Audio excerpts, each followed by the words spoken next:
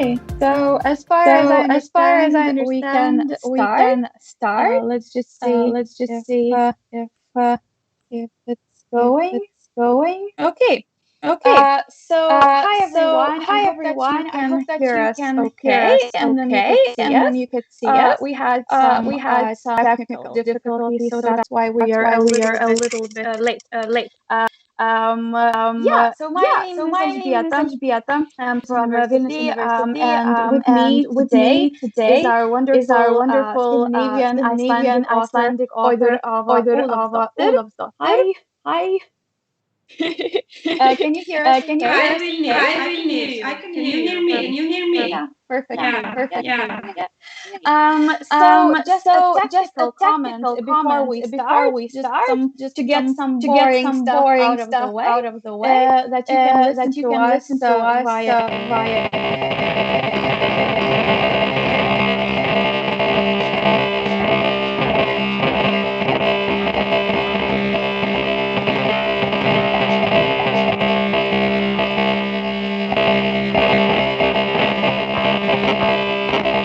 This year's topic is North and the world, and our adult readers specifically throughout Lithuania, in all of the libraries, are reading the book Scarce by our author Auður, who has kindly agreed to meet with talk about herself and about her writing and about this book. So you are a writer, art history professor. You got your degree at the University of Sjón'as, and you are one of the most known and translated authors of present time.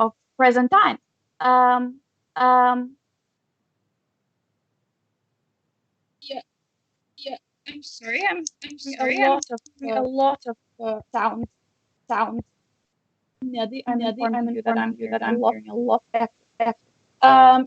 So among other prizes, you have won the Literature Award in 2015, and Nordic Council of Ministers Award in 2015.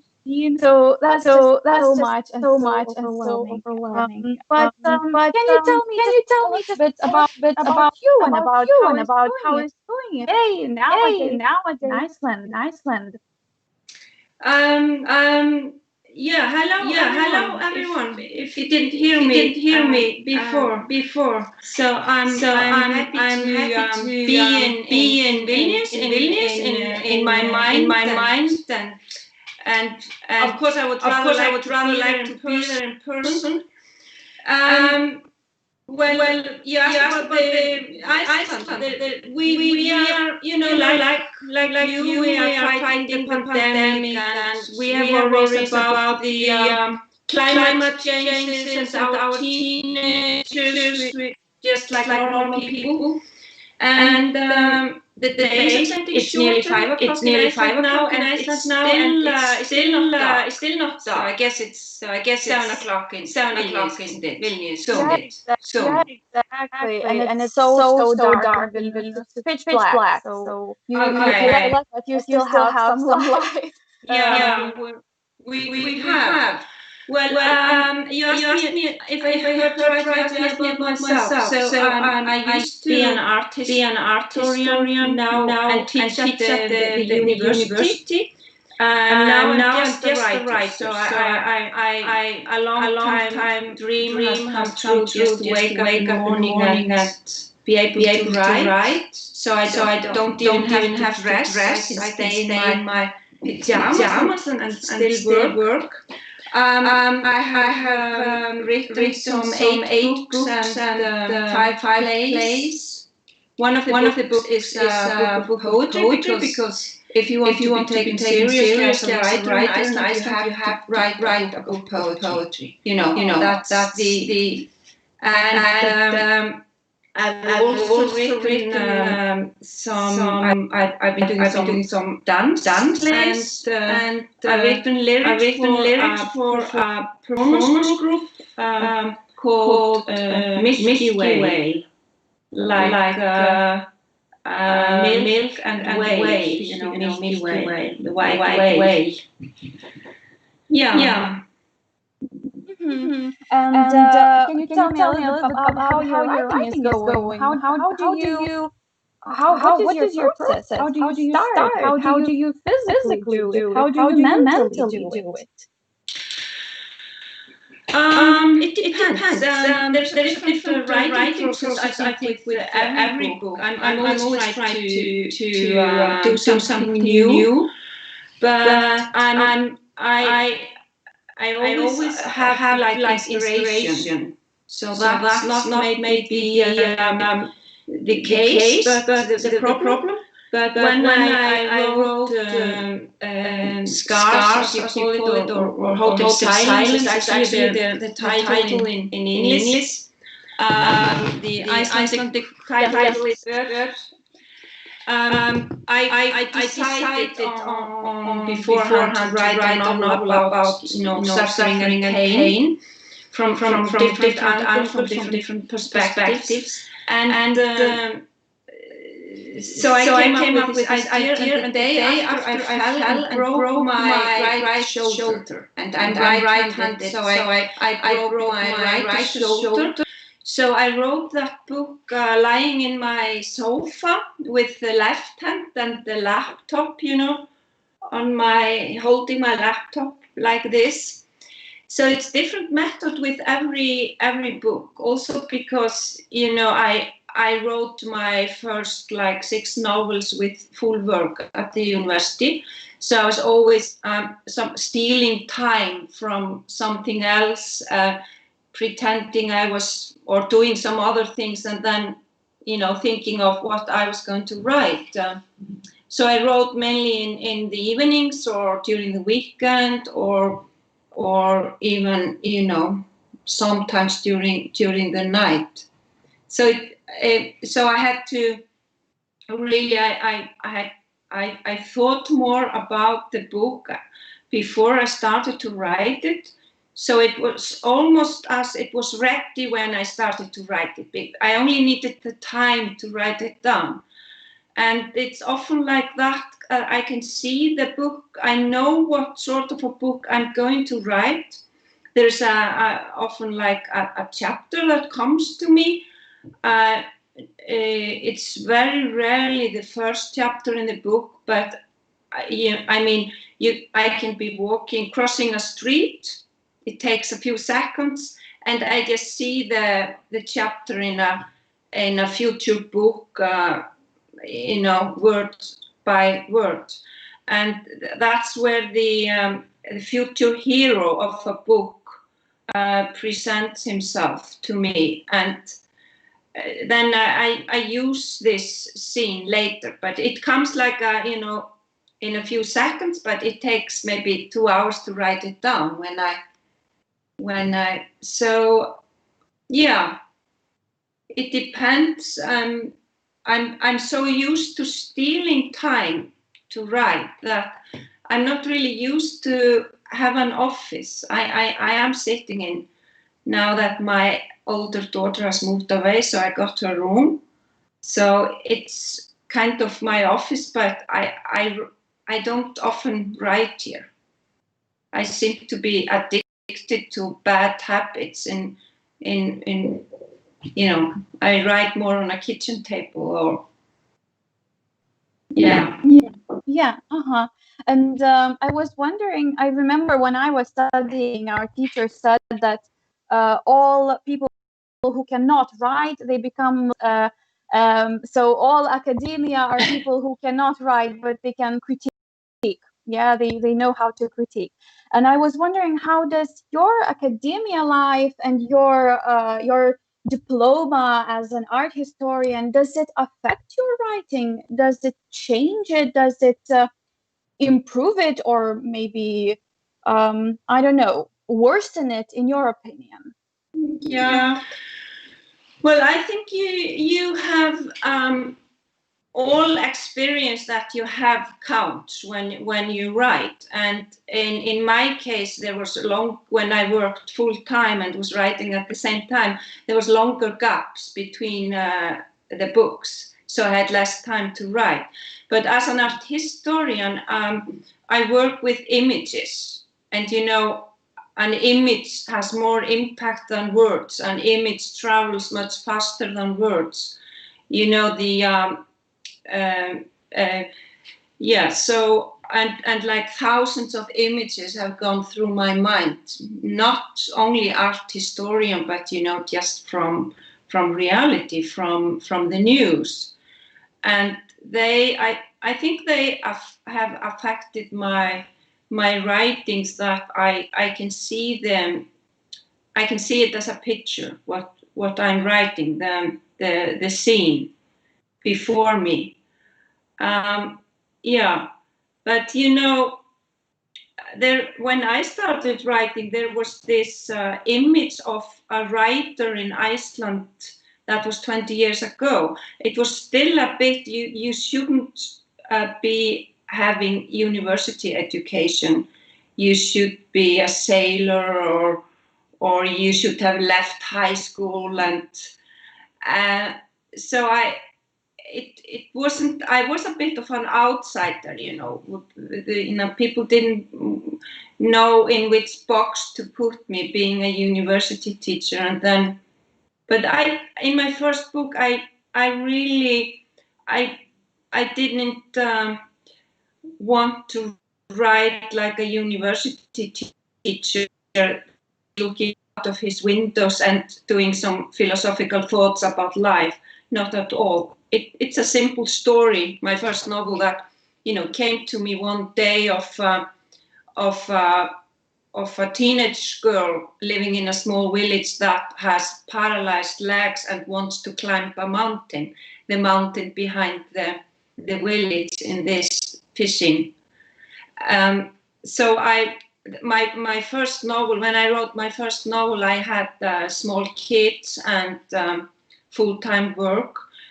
And I wasn't planning to publish it, but then I printed it out and read it, and I thought, because being a writer, the most important thing is to be able to transform yourself into your own reader, and that reader, the best thing is if that reader hates the writer, you have to pretend it's written like someone else. And when I read this. My first manuscript, I was a bit surprised, because I thought it was a voice a missing voice in Icelandic literature. I thought it was something new, so I decided to send it to an editor that published it. Mm-hmm. Interesting idea about being both a writer and your own reader in a way, and I can feel that you are an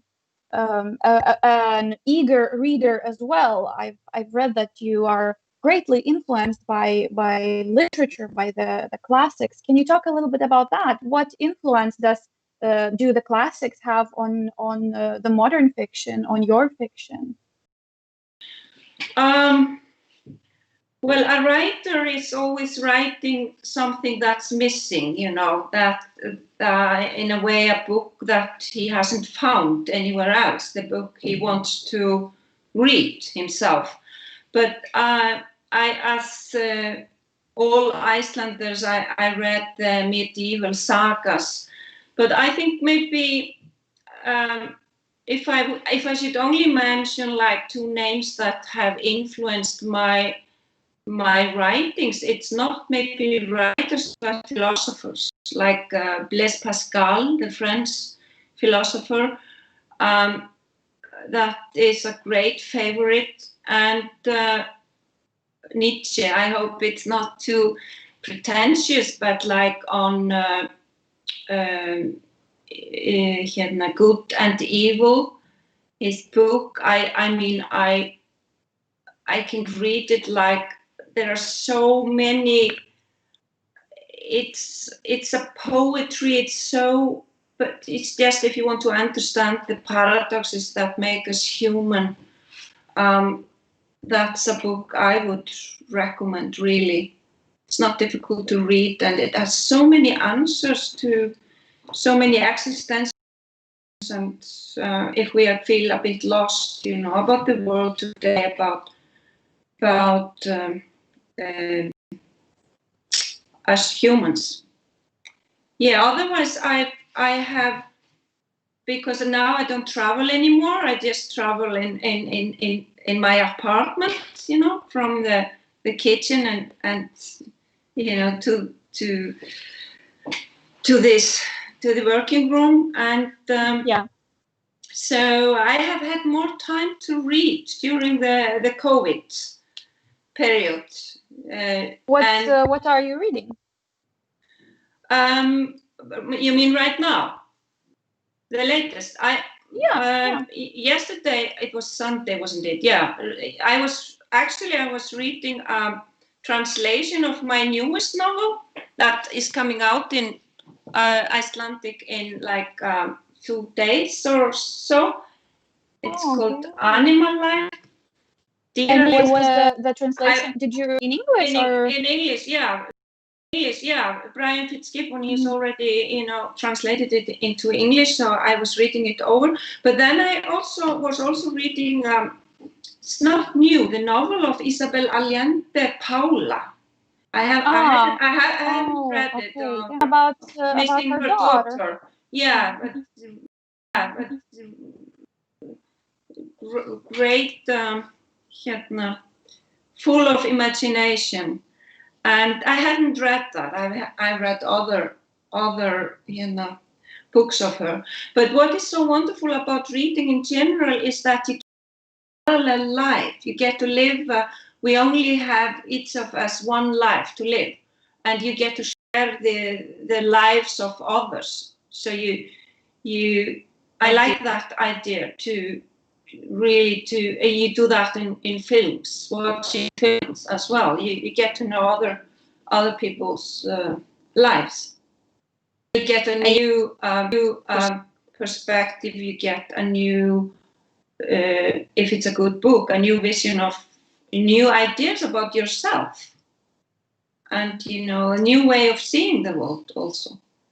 And as you say, you through philosophy and through your own books and through literature, you're trying, as far as I understand, you're trying to touch on something that is that hasn't been talked about, that is new, that hurts. So I was wondering, what topics are important to you? What hurts? What is raw for you? What finds its way into your books, into your novels? I think I'm always trying to find something new about human behavior, about the human animals, and my characters, my heroes are often, well-meaning, ordinary people that find in some strange situations, some difficulties, and they try to find a way out. And my method, my way of writing is often to use the small things of everyday life and try to make them stand for something bigger. And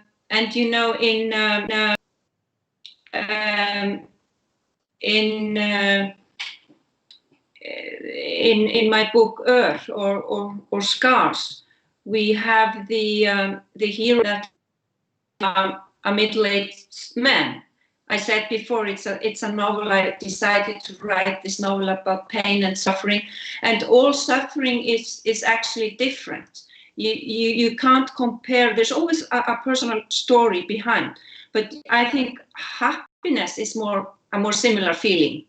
But you can't say to someone that is suffering that he shouldn't be suffering because someone else is suffering more. So my hero is lost, and he's going through an existential crisis. He's divorced. He's lonely, and he has recently discovered that his only child is not his biological daughter. So at the beginning of the novel, he is actually going to commit a suicide. And people in that position, they tend to think that the world is a better place without them, which is, of course, totally wrong. So he heads to this, he goes to this unnamed country to die away from home.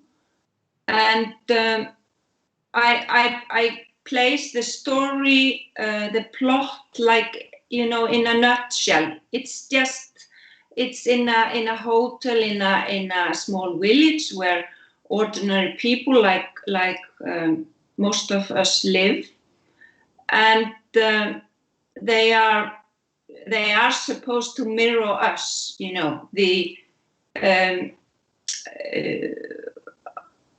according to the theory that says that we all live under the same sky. So it's like when you write a novel, it's never the whole story. It's always an extract of reality. It's like a soup or a sauce you boil down, and you end with this extract, you know, little knorr extract. Yeah. So I could maybe add that, you know, it's not a story about dying. It's about surviving, because I think, you know, we all die. That's not very original, and I think it is actually more difficult to write a story about how to survive. So it's a path, a way, like it says, where there's a way, there is light. So it's a travel from darkness into light, a kind of resurrection, a kind of renewal, how we renew ourselves. So there is, you know, there is supposed to be light and hope at the end of the tunnel. Yeah, and there is. I think that in your book, it clearly is a sort of a happy ending, you can say. And but it's like you say, it's definitely a story about healing and about surviving, but not only about healing of one man. It's also paralleled with a healing and surviving of a whole country. And it's very interesting that it's going in a parallel. The man helps the country heal in a way by helping the women and the hotel workers, but also the country itself helps this man heal. And so this country is unnamed, but where does this come from? Have you had any inspiration for this post-war experience? Mm-hmm. Yeah, the man, the character, the hero, he's a handyman, which is the archetype for Icelandic masculinity, someone that can fix everything except himself, and someone that really, you know, helps. He does what a woman tells him to do. He carries the furniture and puts it down where his wife tells him to do. So he's used to, you know, helping women. He doesn't say much. He's this silent type of man.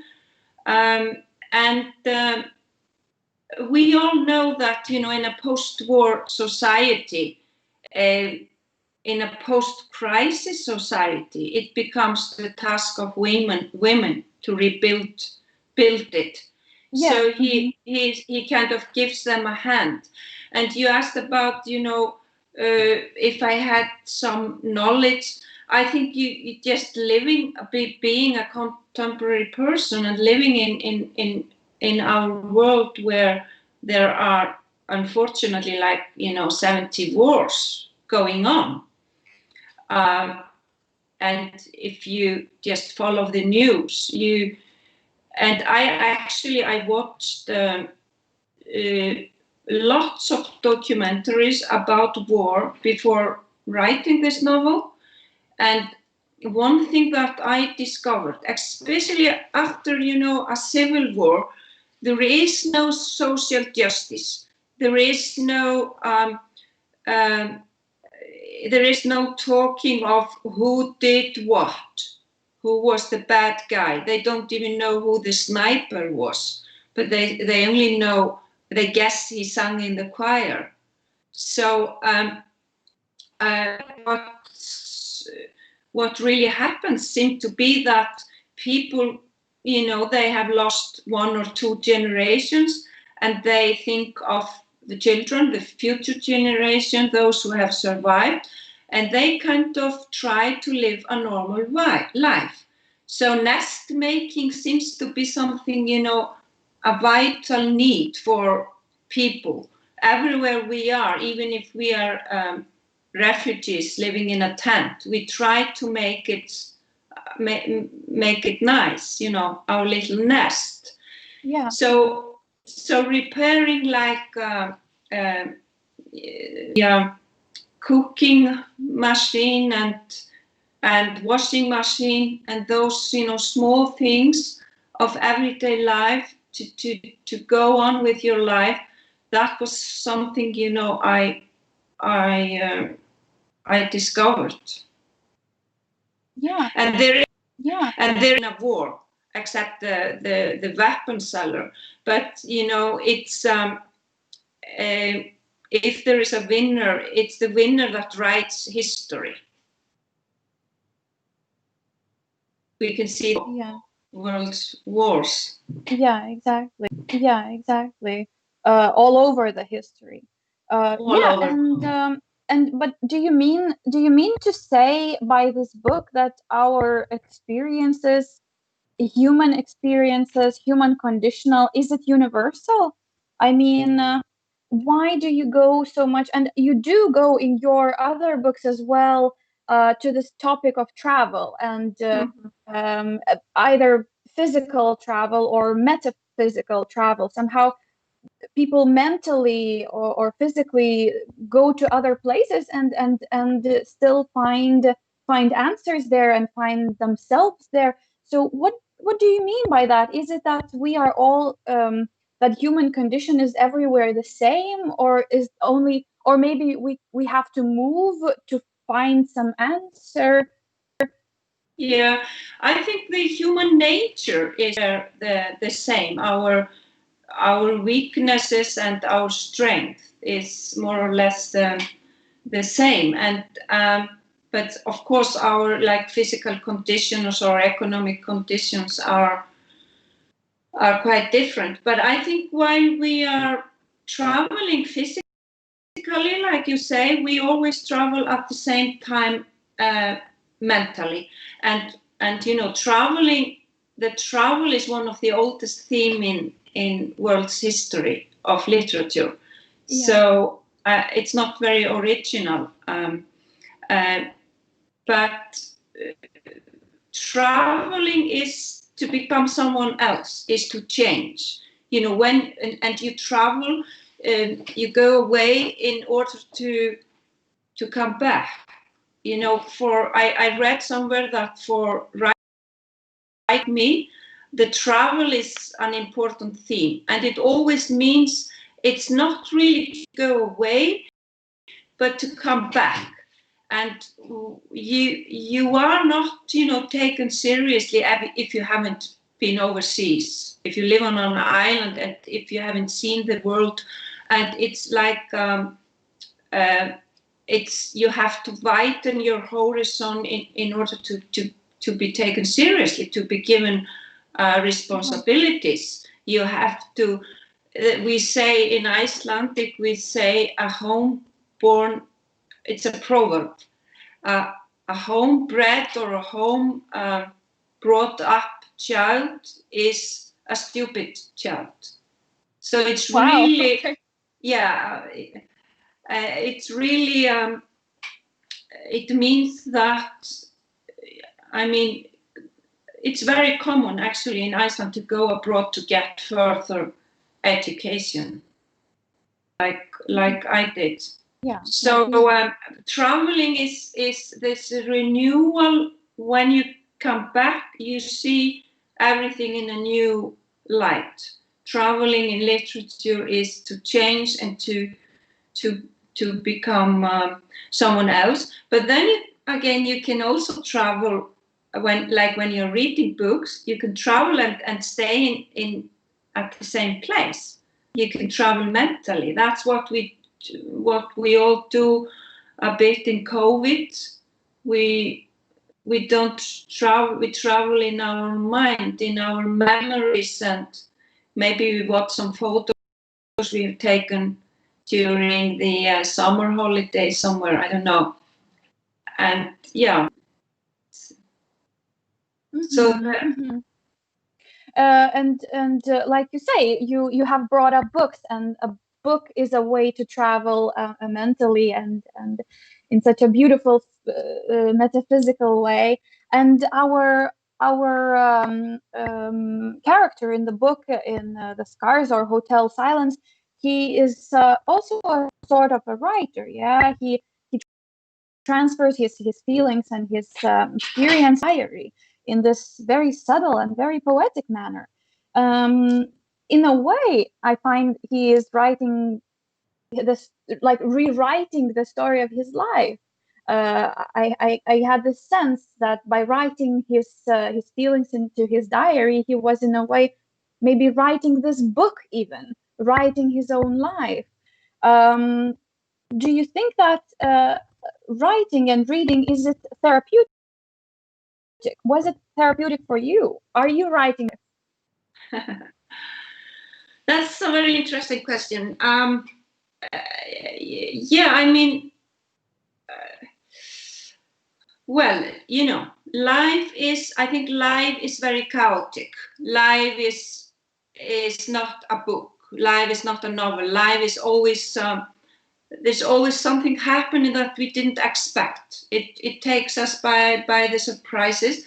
But writing is, organizing the chaos. Or organizing writing is organizing the chaos and giving it a meaning. So in that sense, I think it can be therapeutic, like you say. It's like, cleaning up the mess. Being a writer is like being a cleaning lady or a cleaning man. You clean up the mess in the world and you give it a meaning. So I really. You asked also if it was autobiographical. I think we all suffered, and the part of the book is to say that scars are part of who we are. They are the landmarks of our lives. We are all born with one scar, and that's the navel that connects us to our mother. And if I remember right, my hero had like 7 scars. I thought that would be like something average to have 7 scars. And they make us who we are. They are part of our personal story. So it's a positive thing in the context of the story to have scars. It's inevitable to have scars. We all have. And the bigger the scar is, the bigger the wild beast is that we have looked into the eyes and somehow tackled our fears and survived. It means we have survived if we have so it's all about survival. But coming back to what an author has lived himself, for me it's difficult to do this, to make a difference between what I have lived and what I have read. That's also part of my experience. The film I have watched are also part of my experience. It's all about compassion. It's all about curiosity about other people and, you know, what makes us human, and the rest is like, I think, imagination. You can go so far with your imagination. I once heard that a writer is someone who goes out for a walk and he sees a light in an apartment and maybe a family having a dinner or watching the television, and he just sees it like this walking by, and then he makes a whole book out of this scene. I think it was Roberto Bolaño, the Chilean author who was a refugee in Madrid. He was asked about, you know, his fatherland, and he said something like, "My fatherland is my wife and my children, and some books I have read, and some streets I have walked." So I think that's all part of, you know, who we are, and we can both live other lives by compassion, and we can understand other people by using also imagination and compassion. Mm-hmm. Yeah. And you mentioned Roberto's ideas about fatherland and about what our father or motherland is to us. And you've also talked quite a lot about Iceland and how Icelandic people see travel and coming back. It really amused me how a person who has been raised at home is a loser, but still you come back, and you came back from Paris, yeah, and your character in the Scars is thinking of coming back. What is this connection to motherland? Is it specific in a way, in some way for Icelanders, do you think, or is it universal? Well, Iceland is, of course, an island, so we don't have any neighbors. We just have the sea. We don't. It also means that we don't have any neighbors to fight, to have a war with, so the borders, they don't change like the borders in Lithuania. I mean, or in so many countries, because you know, we always have the same borders. But then again, it's a bit strange country, since we have all these volcanoes, like 200 active volcanoes. So the nature is a bit part of who we are. I think our personality, and we are always dealing with some sort of crisis, natural or economic crisis, and we have during centuries learned to stay stoic when we have, like, you know, eruptions, and the weather is always changing, like 5 times a day, and so we have some difficulties doing plans, you know. But I personally think that my fatherland is the language, and I write in Icelandic, and that's a minority marginal language spoken by 300,000 people, and that's in fact the only thing I think we Icelandic writers have in common, to write in a language that no one understands, and that's my speciality. And then, as you know, every language, it's somehow included in each language a way to look at the world, a vision of the world. Yeah. So, yeah.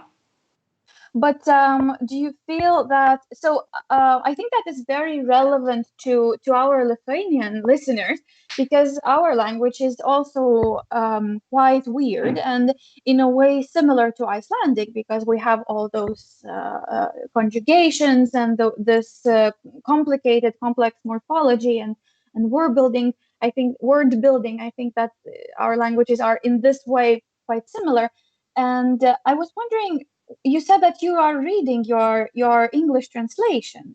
Um, uh, do you think that the book keeps its original idea, its original meaning, when translated? And what happens with these Icelandic books? Because I mean, not many people in Lithuania know Icelandic. I think three maybe people or 10. So most of us are going to be reading it in Lithuanian. Do we get the same meaning that you intended to? What do you think? Yeah, that's an interesting question. But I have to say, I absolutely love the sound of your language. It's so beautiful. It's so, because we were doing this technical text before, Yeah, so I had the chance to hear it, and there's so much music in it. It's one of the most beautiful languages I have heard. So thank you. yeah, no, I just my experience.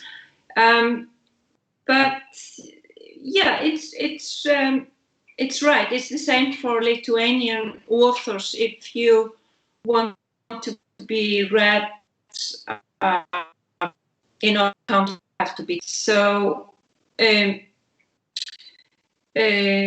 Are my translations the same book? That was the question. I have, of course, not read the Lithuanian translation, and I don't know if it's translated from Icelandic, is it, or from English or Icelandic? From Icelandic. Yeah, okay. But I have read I read the English, the French, the Italian, and the Danish translations of my books. Okay. And interesting. I'm actually, one of the best things about being a translated author is to get to know those wonderful people that are translators, very badly paid the most often, but they rewrite our books in their language, and it's so strange because Icelandic is so different from French or from English, but by reading the to take an example, the French or the English translation of my book, I got the feeling that it was my book, that it was the same book that I had written that book. It's my experience that the music is the most important to get. If a translator gets the music in the book and gets the voice of the narrator, and the voice of the narrator in my book is also between the lines and between the words, and if a translator gets that voice, it usually is a very good translation. I have been, lucky, blessed with my translations, but sometimes, my books are translated from other languages, English or French, and I actually don't know what they're like. But I have had my concerns, but then again, I was told that in many countries, like you say China or big countries, they have a much greater selections of good translators from English than from Icelandic. So actually, a book translated from a second language, translation can't be absolutely fine. But that's quite easy when you are translating to English, from English to some other language. it's already it has already been changed from Icelandic into English. So it's a very interesting study to it would be very interesting to compare some of those translations. Just before I move on to the next question, I wanted to address the listeners. I can see that we have many listeners, and if you have questions, please write them either in English or in Lithuanian in our YouTube, under our YouTube comment section. When we are towards the end of our chat, I'm going to go to that live stream and see if you had any questions. So please don't be shy. Our wonderful author has promised to kindly answer your questions. So is that chatta? What do you say? How do you say the Lithuanian? Oh yeah, that was the word that you heard when we were checking that was the word chatas, but that's just a word taken from English, from the word chat. Oh yeah, of course, yeah. And also commentari is the same word. It's like from commentary. So it's a very boring language, Lithuanian. We borrow all the English words, and it's not like Icelandic, which to its own language. Yeah. Do you have a lot of English words in Icelandic? We have this committee that chooses the new words for, like, we don't say television. We say sjónvarp. We don't say helicopter. We say þyrla. But we actually have the same. I think Icelandic is the only language that uses the same word to say home and the world, which heimur, which means that the world is our home. Everywhere is our home. Okay, so that's beautiful, and it really goes together with what you said about travel and about the island living. It's beautiful, very philosophical. Yeah. And we also use the same word for saying to understand and to separate, which can create a confusion if you want to understand someone better, and he thinks you're going to separate from him or her. Yeah, understand. Yeah, it can get a little bit confusing as well. And in your book, we have so many allusions to language and to literature. This guy, the worker from the hotel, he says that I have marked here. He says you only need one sentence to blow up a village, 2 sentences to destroy the world. It seems that we might have heard these words before. They are not something new, but in light of this broken country and this broken man, what does this mean about literature?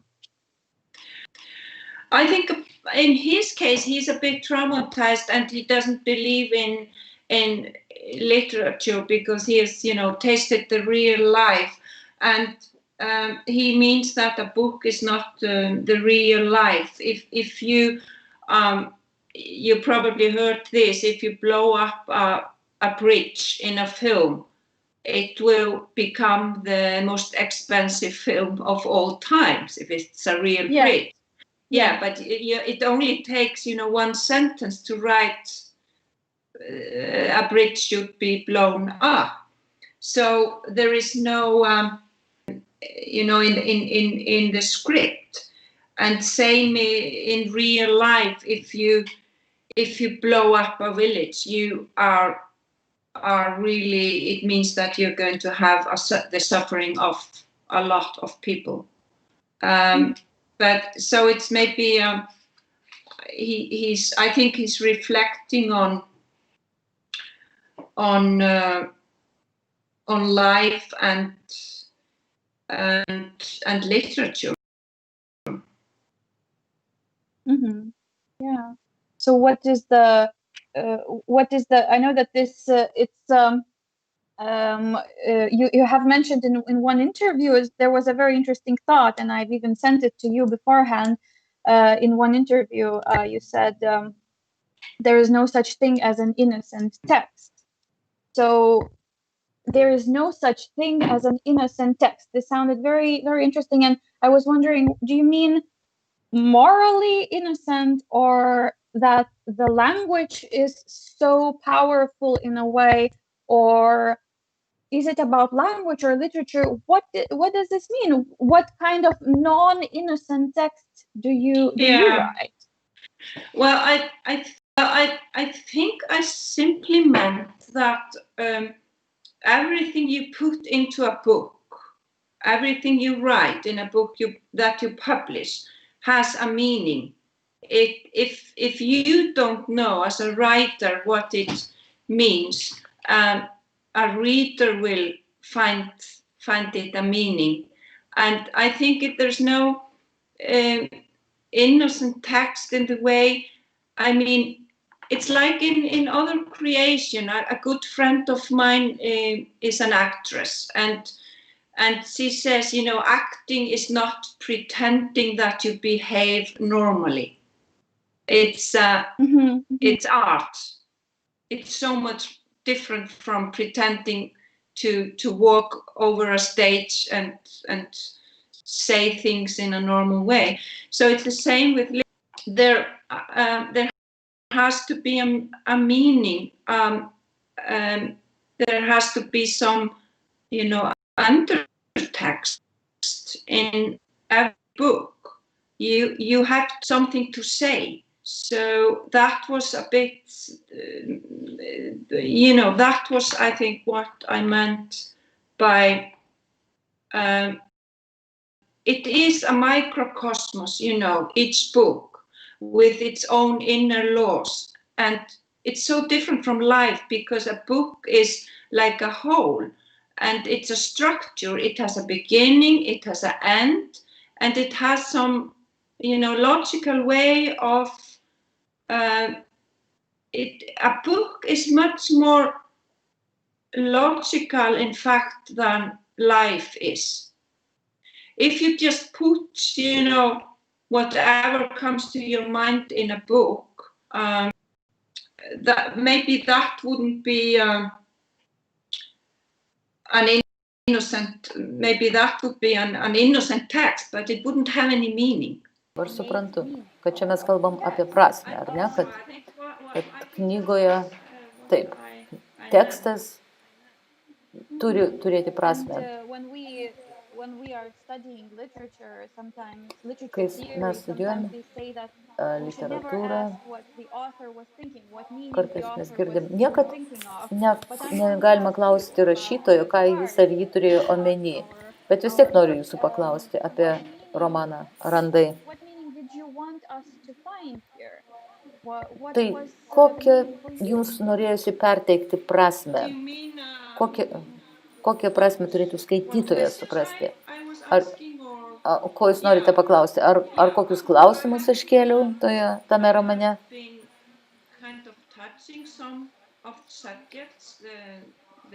Taip, aš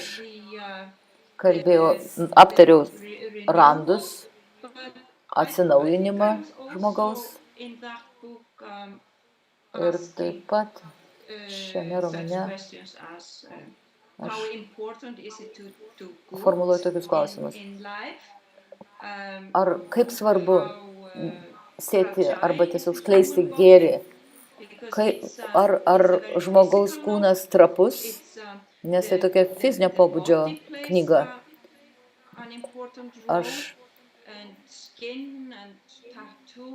Aš kalbu apie tatuiruotes, apie kūną, apie labai fizinius dalykus. Ir taip pat, kaip mes vartojam žodžius, kad galėtum save pateisinti. Ar gal mes veiksmai save pateisinam, o ne žodžiais? tokie klausimai, manau.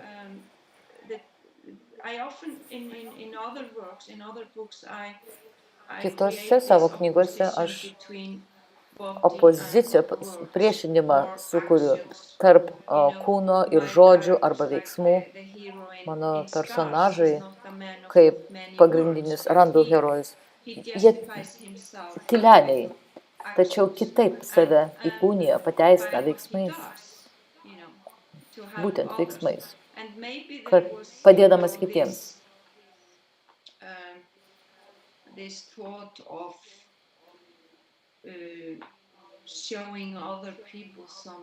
Ir dar mintis svarbi, kad aš manau, kad gerumo parodymas kitiems, gerumo kitiems. Juk savipagalba, juk tiek dabar milijonai knygų išleidžiami būtent ta tema, kaip savipagalbos tema, kaip aš galėčiau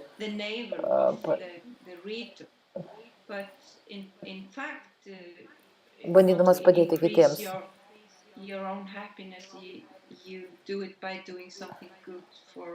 Tai jeigu aš siekiu laimės šiek tiek daugiau, tai vienas iš būdų tai padėti kitiems. Taip, aš irgi apie tai pamąsčiau. Dar vienas klausimas, asmeninio pobūdžio. Ką reiškia simbolika vandens lelijos? Taip, jo, vandens lelijos. Taip, kurią matote ir ant viršelio.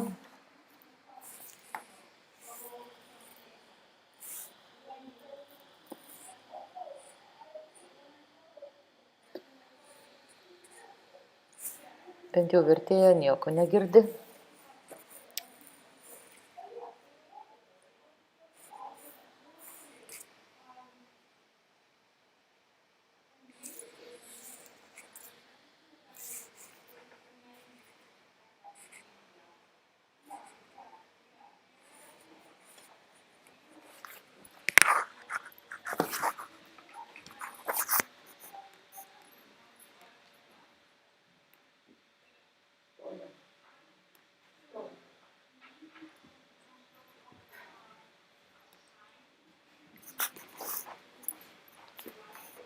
Užstrimo?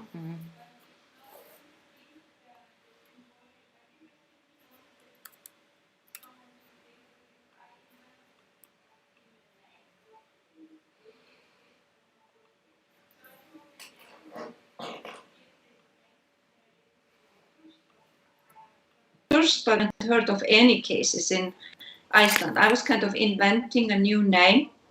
And sometimes, by reading a book, you name your child after a character, but I haven't heard of, like I said, any cases. So it was just, having this white sign that reminds him of his daughter, even if Tai he buvo is not the klausimas apie biological father simboliką, of his vandens daughter. leliją. He is, of Ir course, her father. jis pavadino savo dukterį vandens leliją, gudrų vandens leliją, ir netgi nebūdamas biologiniu jos tėvu, jų ryšys yra itin stiprus, turbūt stipriausias ryšys tarp mano personažų. Ir šis santykis labai reikšmingas. Aš, tiesą sakant, pirmą dramą sukūriau, kuri buvo pavadinta žmogus arba vyras yra vienintelis žvėris, kuris verkia. Po to aš padėjau tą į šalį pjesę ir nutariau sukurti romaną. Romanas buvo apdovanotas Šiaurės tarybos apdovanojimu ir po to mane kreipėsi, klausdami, ar aš galbūt galiu parašyti pjesę, ir aš staiga prisiminiau, kad aš esu sukūrusi. Aš perrašiau, šiek tiek pakeičiau ir jinai bus inscenizuota. Tačiau pjesėje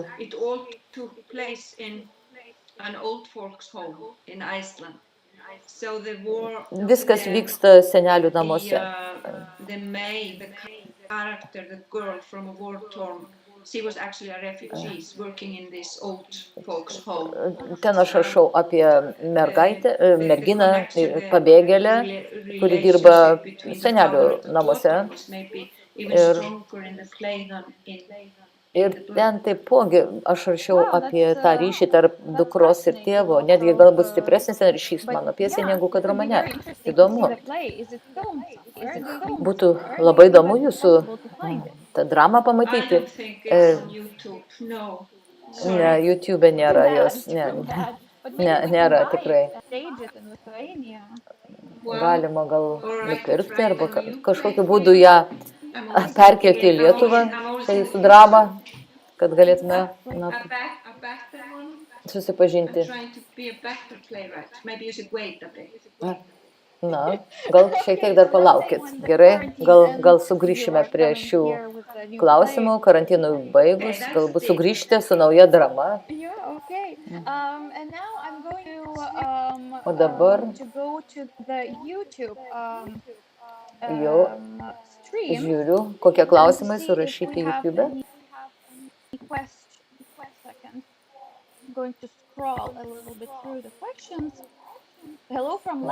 Klausimus. Net iš Latvijos klausytojai surašė ir taip pat iš įvairių čia bibliotekų matau klausimus.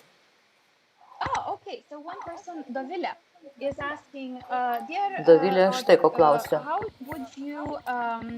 Miela Auður, kaip jūs... How would you comment the popular statement that approximately one-third of Icelanders are writers? Kad maždaug trečdalis islandų rašytojai. Aš nutrūko garsas, Auður sako, bet liktai jūs klausėt, kad daug islandų yra rašytojai, tiesa? Labai garsas trukinėja. Dėja, turiu nuvilti, bet...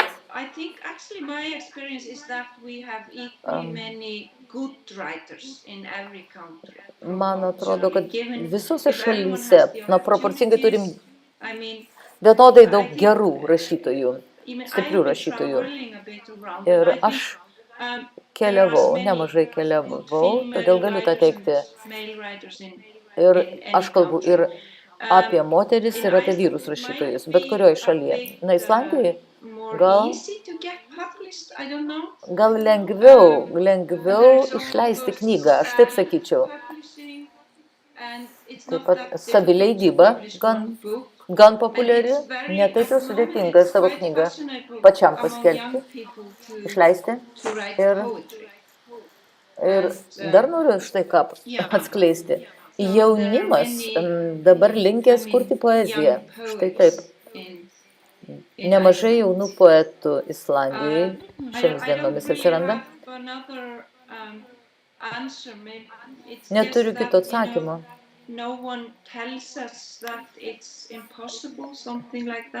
Na, bet nėra neįmanoma, ta prasme, paskelbti savo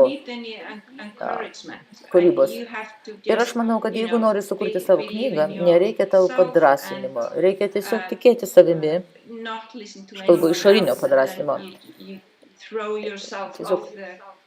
Tiesiog reikia panirti į kūrybą ir rizikuoti.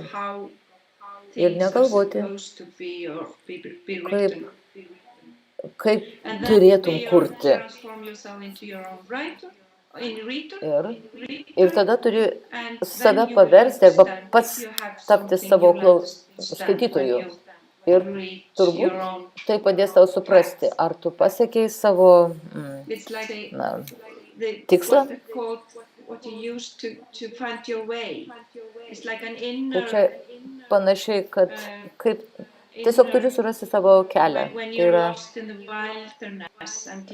pavyzdžiui, jeigu tu kažkur miško glūdumoji, ar tu pasiklysti ir tu bandai surasti savo kelią. Panašiai ir čia. Taip.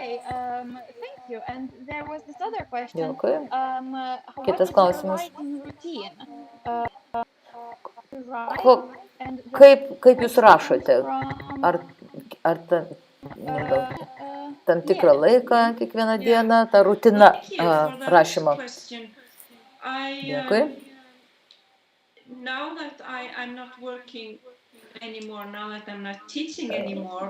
Aš dabar, kaip sakiau, nebedėstau universitete, tapau vien tik rašytoja, tai aš rytais, anksti ryte rašau.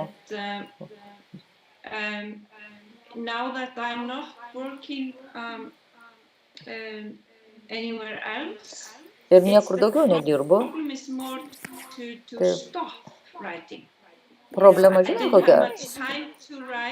Nustoti rašyti. Na, aš kuriu anksti ryte, bet turiu savo nusistatyti ribas, nes turiu šeimą, turiu draugų ir man svarbiau draugai. Bet jeigu tu turi laiko ir tai visą laiką mano mintise knibžda daug minčių, įkvėpimo ir rugpjūtį aš įteikiau savo rankraštį paskutinės knygos ir po to prasidėjo tas karantinas, pandemija ir aš niekur negalėjau keliauti ir ką turėjau toliau kurti, sėdėdama namuose. Bet žiūrėjau Holivudo filmą vakar apie jauną rašytoją.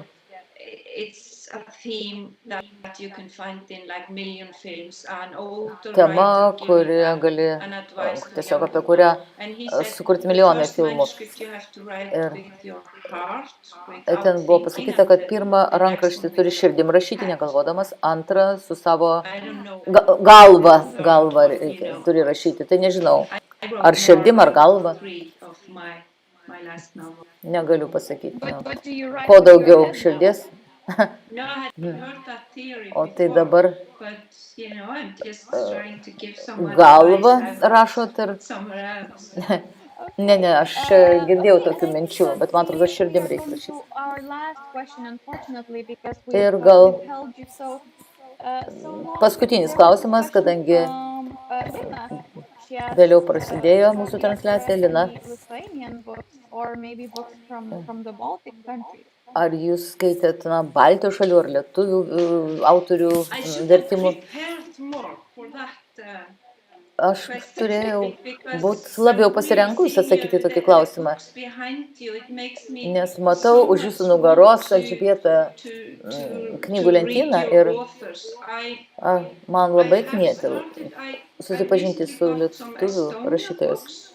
Nesenai aš gavau estų autorių kelias knygas ir aš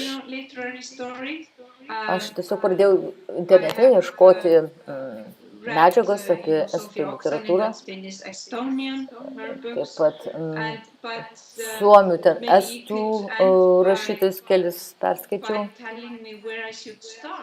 Tačiau gal jūs galit padėti, gal patartumėt, nuo ko man pradėti?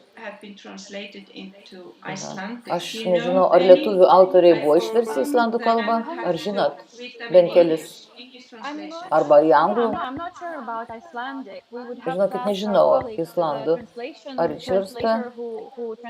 Turėtumėm šios vertėjos, Randų vertėjos, Ana paklausti, Rasos. Nuostabi vertėja.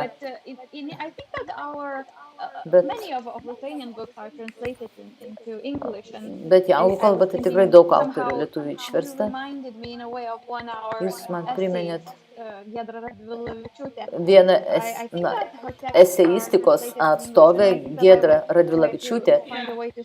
Manau, kad tikrai jums reiktų susipažinti su jos anglų vertimais į anglų kalbą.